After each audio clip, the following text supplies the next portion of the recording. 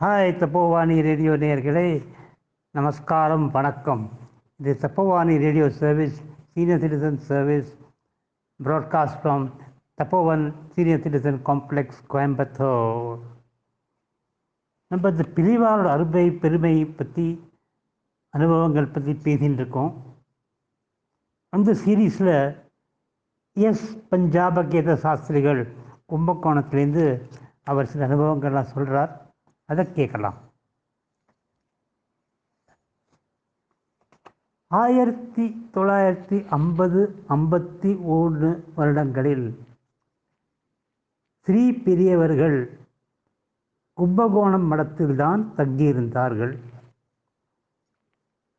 ஒரு நாள் இரவு உபன்யாசம் செய்தார்கள்.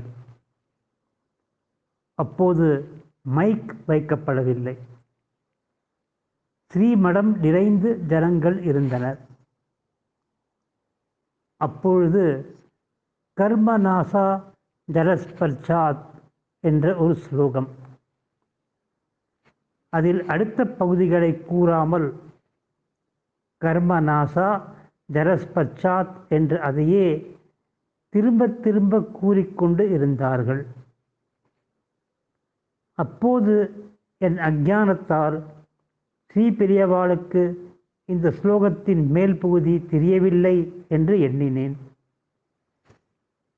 எனக்கு அந்த ஸ்லோகம் பூராவும் தெரிந்திருந்தாலும், சிறுவனாக இருந்ததாலும், உற்சாகத்தாலும் அந்த ஸ்லோகத்தை ஸ்ரீ பெரியவா பேசிக்கொண்டு இருக்கும் போதே நானும் இறைந்து கூறினேன்.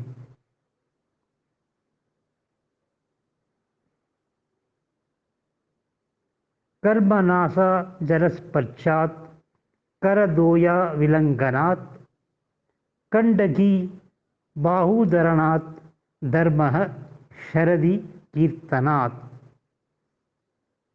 நான் கூறியவுடன் ஸ்ரீ பெரியவா தன் உபன்யாசத்தை நிறுத்திவிட்டு மறுபடியும் அந்த ஸ்லோகத்தை கூறும்படி என்னை ஆக்ஞாபித்தார்கள். ஒருவர் உபன்யாசம் செய்து கொண்டிருக்கும் போது வேறொருவர் இடையில் குறுக்கிட்டு பேசினால் உபன்யாசருக்கு ஆத்திரம், கோபம், பொறாமைதான் ஏற்படும். அதிக பிரசங்கி என்று எண்ணுவார்கள். ஸ்ரீ பெரியவர்களோ கருணாமூர்த்தி.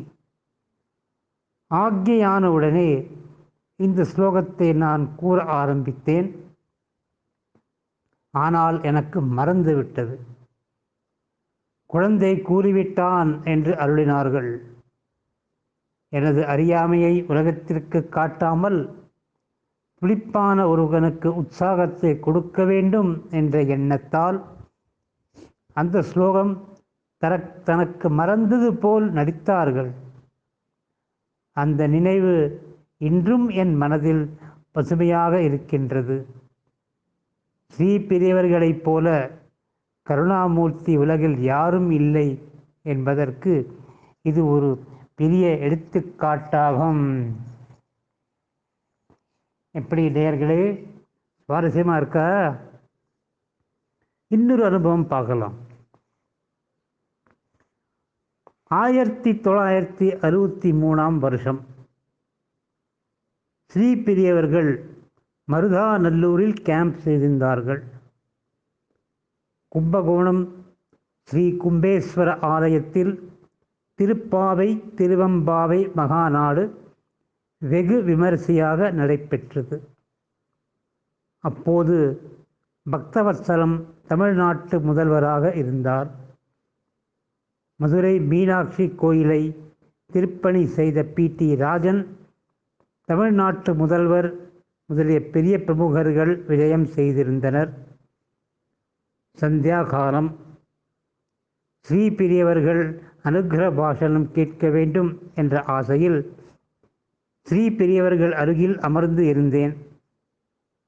ஸ்ரீ பெரியவா உபன்யாசம் செய்யத் தொடங்கும் நேரம் என்னை பார்த்து ஆசமனம் செய்வது போல் தன் கையை வைத்து கொண்டு என்னை வெளியில் செல்லுமாறு சைகை காட்டினார்கள். இது சந்தியா காலம். உன் கடமை இப்போது சந்தியாவந்தனம் செய்வதுதான். என் உபன்யாசத்தை கேட்பதற்காக உரிய காலத்தில் சந்தியாவந்தனம் செய்யாமல் இருக்காதே என்று சைகை மூலம் எனக்கு உணர்த்தினார்கள். நானும் திருக்குளத்தில் சந்தியை செய்ய சென்று விட்டேன். அன்று இரவு 10 மணிக்கு நாங்கள் அழைக்காமலேயே மேலக்காவிரியில் உள்ள எங்கள் கிரகத்திற்கு தானாகவே வந்து 1 மணி நேரம் தர்மானுகிரகம் செய்தார்கள். பிராமணனுக்கு சந்தியாவந்தனம் முதலிய கர்மாக்கள் தான் முக்கியமானது, வேறெதுவும் உயர்ந்தது இல்லை. பிராமணன் தன் கடமையை ஒழுங்காக செய்தால் நானே நேரில் சென்று அனுகிரகம் செய்கிறேன். தர்மத்தை ஒழுங்காக செய்யாதவன்தான் என்னை தேடி வர வேண்டும் என்ற உண்மையை உலகிற்கு இதன் வாயிலாக வெளிப்படுத்தினார்கள். ஆஹா, எவ்வளோ அழகான அனுபவம்! இன்னொரு அனுபவம் கேட்கலாம். திருவிடைமருதூரில் ஒரு சாதுர்மாசிய காலத்தில் அத்வைத்த சபை நடந்தது. மௌனமாக இருந்த ஸ்ரீ பெரியவர்கள் மௌனத்தை விட்டு கிரகஸ்தர்கள் யாவரும் ஔபாசனமாவது அவசியம் செய்ய வேண்டும் என்று உபதேசித்தார்கள். இந்த 2 உதாரணத்தில் இருந்து கிரகஸ்தன் தனக்கு விதிக்கப்பட்ட கர்மாக்களை எக்காரணம் கொண்டும் விடக்கூடாது என்று ஸ்ரீ பெரியவாளுக்கு தீர்மானம் என்பதை உணர்ந்து கொள்ளலாம். காஞ்சியில் சிவாஸ்தானத்தில் ஒரு ஸ்ரீ பெரியவா தங்கியிருந்த சமயம் தாவரவியல் படிப்பில் ரிசர்ச் செய்து டாக்டர் பட்டம் வாங்கிய ஒரு பையன் ஸ்ரீ பெரியவாளை தரிசனம் செய்தான். அவனை பார்த்து, வெற்றிலை என்று பெயர் வர காரணம் என்ன, உனக்கு தெரியுமா என்று கேட்டார்கள். தெரியாது. பெரியவர்கள், வெற்றிலை என்பது ஒரு கொடி. எந்த கொடியிலும் பூத்து காய்த்து பழம் ஏற்படும். காய் ஏற்படாவிடினும் பூவாவது ஏற்படும். பூ கூட ஏற்படாத கொடி கிடையாது. ஆனால் இந்த கொடியில் பூ காய் முதலியன ஏற்படாது. வெறும் இலை மட்டும்தான் இருக்கும். வெற்று இலை மட்டும் இருப்பதால் இக்கொடிக்கு வெற்றிலை என்று பெயர் ஏற்பட்டது என்றார்கள்.